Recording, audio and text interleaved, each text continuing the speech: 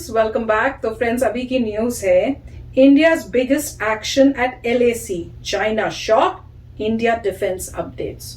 चलो देखते हैं आज की न्यूज। तो वीडियो शुरू करते हैं, पर वीडियो शुरू करने से पहले अगर आप चैनल पर नए हो और आपने अभी तक सब्सक्राइब नहीं किया तो जल्दी से पहले सब्सक्राइब के बाद बेल आइकन को क्लिक कर लो ताकि आपको हमारे सारे न्यू वीडियोस के नोटिफिकेशन मिल जाए जैसे हम अपलोड करें। अगर आपको वीडियो पसंद आता है please like and share. And हमारा दूसरा चैनल, ट्विटर, इंस्टाग्राम अकाउंट सबके डिटेल्स डिस्क्रिप्शन बॉक्स में, उनको भी सब्सक्राइब और फॉलो कर लेना। चलिए शुरू करते हैं।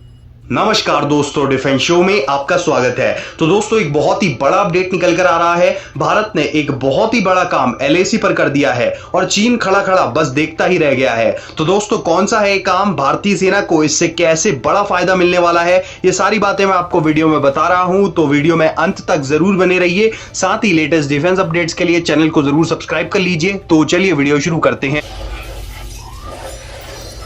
तो दोस्तों, भारत और चीन के बीच भूमि विवाद बहुत ही पुराना है, लेकिन 1962 में चीन ने जिस तरह से भारत की भूमि पर अवैध रूप से कब्जा कर लिया था, उसके बाद से यह विवाद और भी बड़ा होता चला गया है। और बीते साल तक तो चीन भारत को बहुत ही हल्के में लेकर लगातार घुसपैठ की कोशिशें करता रहता था।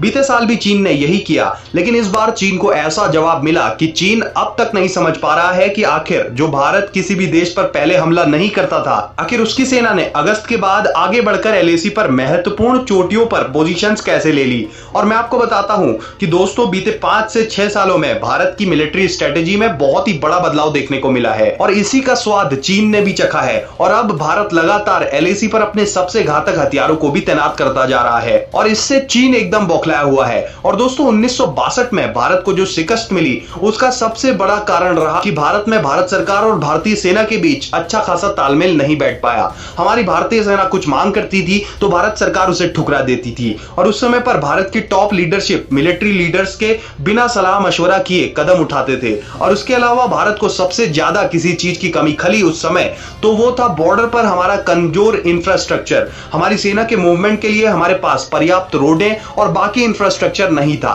जिस वजह से हमारी भारतीय सेना अपने हथियारों को सीमा तक आसानी से और बहुत तेजी से नहीं पहुंचा पा रही थी। और उस समय अगर अच्छा खासा इंफ्रास्ट्रक्चर हमारी सीमाओं पर बनाया गया होता तो युद्ध का परिणाम कुछ और होता।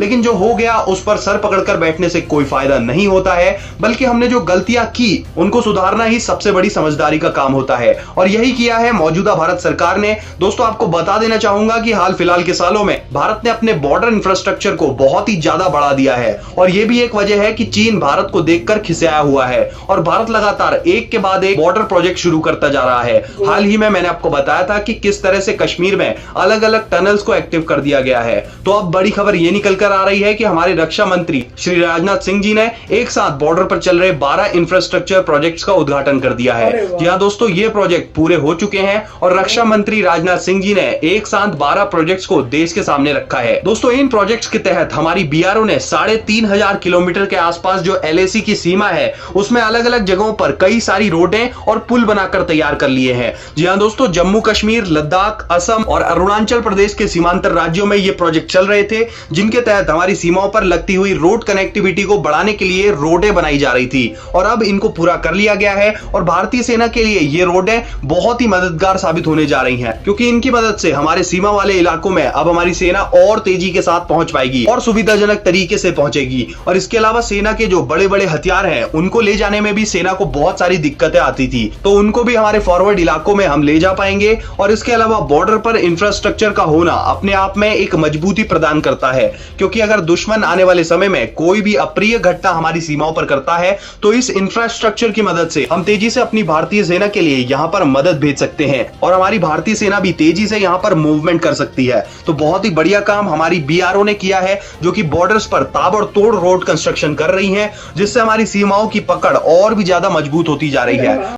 तो फ्रेंड्स, बहुत ही गुड न्यूज है कि जो भी प्रोजेक्ट्स थे, कह रहे थे मेरे ख्याल से 7 को प्रोजेक्ट्स हैं जो कंप्लीट हो गए और उनको इनॉग्रेट किया गया है।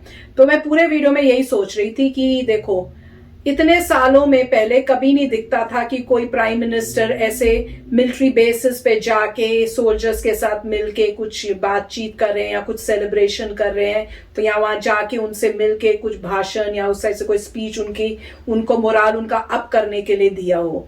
तो अब न्यूज में आता रहता है। इवन डिफेंस जो मिनिस्टर होते हैं उनको भी नहीं कभी देखा था मैंने एज सच।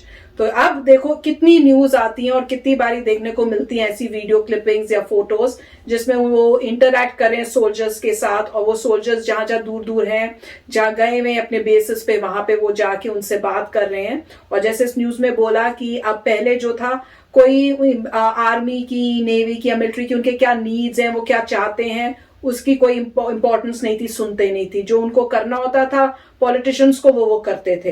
पर अब जो है सिचुएशन चेंज हुई है, उनसे पूछा जा रहा है उनको क्या चाहिए और उसी हिसाब से वो चीजें जो है वो कर रहे हैं। खरीदनी है अगर वेपन्स तो उनसे पूछ के वो वेपन्स ले रहे हैं, सारे जो भी उनको जरूरत है वो कर रहे हैं।